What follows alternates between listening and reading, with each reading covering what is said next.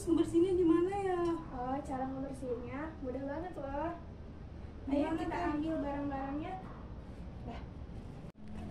Oke, jadi untuk pembersihan najis seperti ini, adanya kotoran hewan, itu pertama kita hilangkan dulu najisnya, yaitu namanya najis ainiyah, yaitu ainiyah itu najisnya itu terlihat gitu. Jadi kita hilangkan dulu menggunakan tisu atau sejenis kain lainnya. Jadi kita hilangkan terlebih dahulu ya caranya. Nah, ini sudah ainiyahnya sudah berubah menjadi najis hukmiyah gitu. Tidak ada. Nah, karena najisnya sudah hilang. Nah, setelah ini kita balut menggunakan air. Nah, air ini menjadi air mustakmal. Dia suci, Tapi tidak mensucikan. Nah, dan seperti ini kita hilangkan kembali dengan tisu atau kain yang lainnya. Sudah deh, gampang bukan cara membersihkan najis? gampang sekali. Iya. Jadi itu tata caranya teh. Gimana? Oh, begitu, gampang ya. Gampang Mudah ya? juga untuk dilakuinnya. Iya. Nah, ini adalah salah satu najis namanya mutawasitoh, yaitu najis pertengahan. Iya. Nah, nanti kita lihat penjelasannya yuk terkait tentang toharah yang Baik. berkaitan dengan najis ini. Ayo kita lihat. Videonya ya, kita simak. Oke, kita akan bahas. Toharoh berasal dari bahasa Arab yang berarti bersuci. Bersuci dilakukan untuk mensucikan diri dari hadas dan najis. Istilah ini kemudian digunakan dalam keseharian sebagai kegiatan bersuci. Kegiatan bersuci meliputi dari najis dan meliputi badan, pakaian, tempat, dan lingkungan yang menjadi tempat segala aktivitas kita. Allah Subhanahu wa taala telah berfirman dalam surah Al-Baqarah ayat 222, Bismillahirrahmanirrahim. Innallaha yuhibbut tawwabin wa yuhibbul mutatahhirin. Artinya, sesungguhnya Allah menyukai orang-orang yang bertaubat dan menyukai orang-orang yang mensucikan diri. Nah, teman-teman sudah tahu bukan terkait tentang toharah? Sekarang kita masuk pembahasan selanjutnya, yaitu tentang macam-macam toharah. Yang pertama ada toharah bersuci dari hadas, dan yang kedua toharah bersuci dari najis. Oke teman-teman semua, kita lanjut pembahasan terkait tentang macam-macam toharah bersuci. Di sini yang pertama bersuci dari hadas, di mana hadas terbagi menjadi dua, ada hadas kecil dan hadas besar.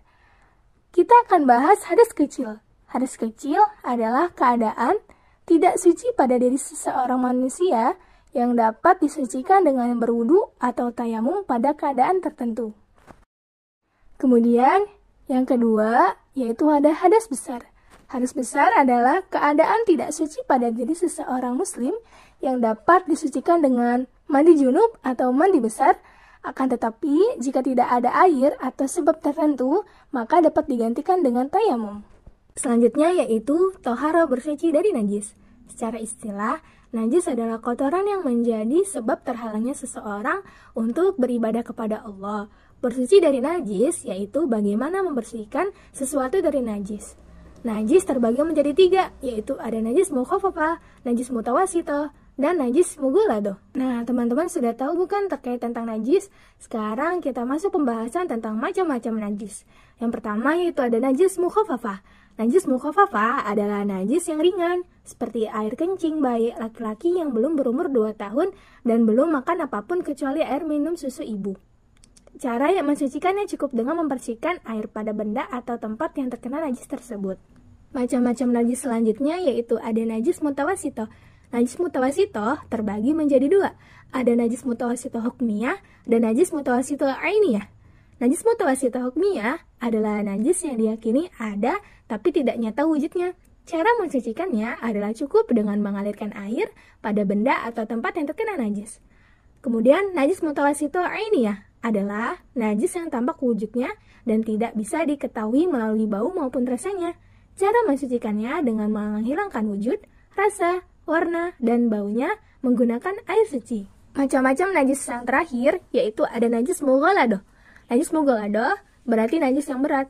Cara mensucikannya secara bertahap, yaitu dengan membasuh sebanyak 7 kali, 1 kali diantaranya menggunakan air yang dicampur dengan tanah yang suci. Contoh najis mughalladah terdapat pada anjing dan babi. Adapun yang berasal dari anjing dan babi seperti air liur, darah, daging, air kencing, bulu, dan kotorannya. Selanjutnya yaitu tata cara toharoh atau bersuci, yakni ada 3. Yang pertama mandi besar, yang kedua berwudu, yang ketiga tayamum. Mandi besar adalah di mana ketika seorang muslim terdapat hadas besar maka diwajibkannya untuk melaksanakan mandi besar seperti haid, junub. Kemudian yang kedua berwudu. Berwudu adalah bersuci dengan air di mana ketika seorang muslim mendapatkan hadas kecil maka diwajibkannya untuk berwudu. Kemudian tayamum. Tayamum adalah bersuci dengan menggunakan debu. Ini terdapat beberapa syarat. Yang pertama, jika tidak menemukan air. Dan yang kedua, dalam keadaan sakit yang tidak diperbolehkan untuk terkena dengan air, maka diwajibkan untuk tayamum. Bagaimana penjelasan video tadi terkait tentang toharoh, hadas, dan najis? Ternyata penjelasan tentang taharah, hadas, dan juga najis begitu mudah untuk dipahami dan dipraktekkan dalam kehidupan sehari-hari. Iya, jadi umat Islam harus memahami terkait tentang toharoh. Jadi yuk kita kantin yuk. Ayo.